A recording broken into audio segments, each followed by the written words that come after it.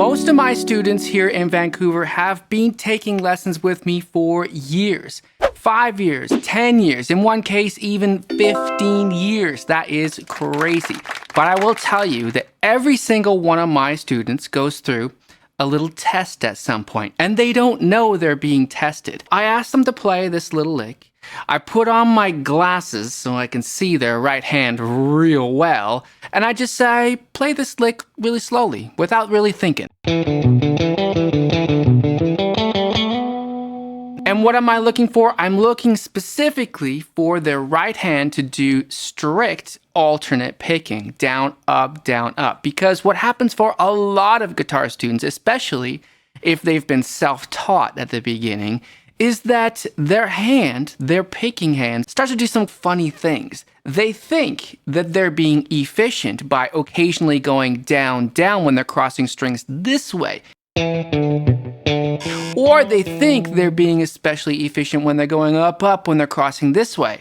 And sometimes, yes, that could be the case. But when we have most riffs, and especially when we're just improvising, I truly believe that we should do alternate picking only. Let's look closely at what I mean here. A lot of new students will come and they will do this pick direction. They'll go down, up, down, down.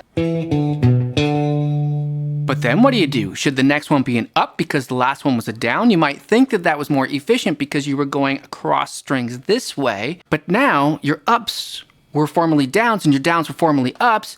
And usually what happens is their brain, their right hand, gets really confused and doesn't know what to do. So it does a down again. And now you've got 3 downs in a row. Now there's no way that you're going to get a pretty simple riff like that to be up to speed if you cannot decide in the moment what the correct pick direction should be. And that's why, with these kinds of phrases, it's just down, up, down, up, down, up. It's plenty fast already. I mean, we're not playing speed metal here, so it's plenty fast. Here's another little test that I'll do. This one's very simple, and definitely the students don't know what I'm really watching when I get them to do this.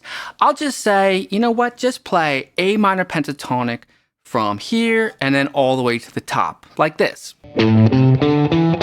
I ask them to pause when they get to the top and then restart and descend again. And I watch their right hand. What should happen is when they restart, they should restart down, up, and so that when they're descending A minor pentatonic this way, their pick direction should still be down, up. Okay, that usually works out fine, but now here's the next little trick that I do.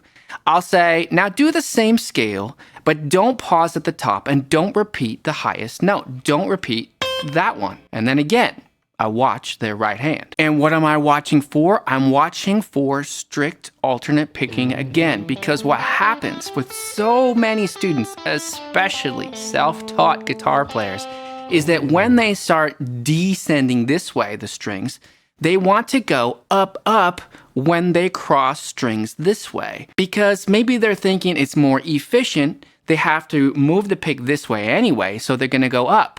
But again, what happens is the pick gets confused, the brain gets confused. What is the next one then? Is it down? They reverse at some point. I suppose if they just reversed once and kept going, maybe it'll be fine, but no, it should still be strict alternate picking. It is the best strategy, especially if you're going to be doing improvisation, because again, you don't want to be thinking about pick direction when you're improvising a line. You want to be able to hear it in your mind or see it on the fretboard. And your right hand just does it because your right hand is trained that whenever you're playing scale-wise, it should always be just down, up, strict alternate picking. Now, there are exceptions to that. There are places where I definitely teach a different method of picking. But generally speaking, if we don't have strict alternate picking down as a habit, as our go-to, as our most likely thing that we can do without even thinking, then we are really going to struggle with playing smoothly. We're really going to struggle with learning maybe the solos that we want to learn, or maybe creating our own solos and improvising and making those lines smooth, especially when we get up to speed or into some relatively faster tempos. Like I said, I'm mostly teaching rock and roll and some blues and some folk and some country, so generally we're not playing that fast here, and that's why strict alternate picking is the best almost all the time. You can do these tests on your own. We're going to have all these tabs on our Patreon, plus lots more exercises that will fix these problems or just improve your alternate picking in general. Here's one more. This one is next level. Now, what I'm about to play is really simple, but it's not about that. It's about making sure that you are using the correct pick direction in this situation, and it's a very common situation. Think about it this way. With pentatonic scales, if we're playing the pentatonic scales, we usually have 2 notes per string, unless we had a blue note. That's where we're going, right? But 2 notes per string, especially going this way, is very easy because it's just down, up, down, up. It fits alternate picking perfectly. But what if we add the blue note in? That means that one of those strings now has 3 notes, and that means that our down, up in 2s is not going to work out as we might like, but we should still just play alternate picking throughout, which means that the string after the blue note will start on an up.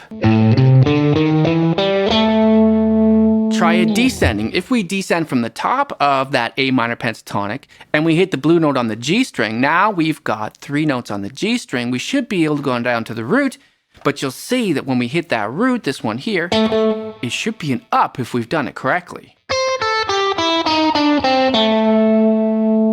It all depends on what's happening before. So what if we ascend minor pentatonic like we did in the second test and we reverse at the top without repeating the top note? That means that we're descending and each string is going to start with an up down. But then we've got a blue note, which will reverse it again.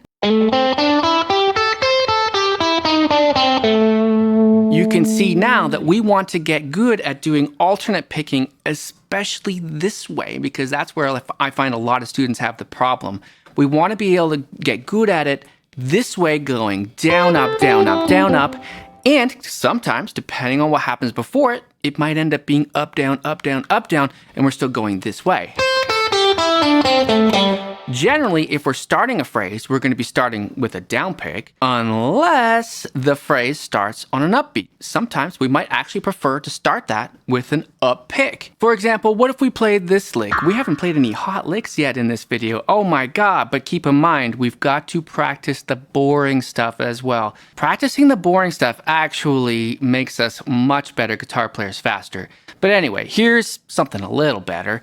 It starts on an upbeat, and so it is quite likely I might actually start picking that on an upbeat as well, just because it might feel more natural to hit that upbeat. This would be the end of 4. 2, 3, 4. 2, 3, 4. And I should say that just because a note is on an upbeat like 1 and, it doesn't mean that it has to be an up pick. But sometimes with certain phrases that start on upbeats, it just feels more comfortable. But here's an example of a lick that starts on the end of 1 that I honestly would probably just start playing with a down pick. But I would still use strict alternate picking from there. 3, 4, 1. 3, 4, 1. And that is especially true if the lick that starts on an upbeat starts with a bend. That would definitely be a downstroke. Try these 3 tests on your own. You might even want to just film yourself and play the tabs without thinking too much. Then watch the video back and see what was your right hand doing. Were you doing strict alternate picking, or were you inventing some kind of new thing that you think might be efficient but is definitely not efficient? And let me know the results in the comments below. And this week on Patreon, we're going to have lots more picking exercises and some licks that will help you to make this a habit forevermore, right? I always say that, forevermore. We want to make the right habit so that when we're playing guitar, we're not even thinking about our pick direction, except for very fast passages and maybe some genres that require it. But mostly for rock and roll and for blues, we want this to just do its job. And we can train it to do that. On our Patreon right now, you can get 7 days for free, so you've got nothing to lose. You can check out those exercises there. And I'm gonna put another video on the screen here for you from our YouTube channel. My name is Blue Morris, and I teach guitar lessons right here in Vancouver, Canada. And I'll see you in the next video.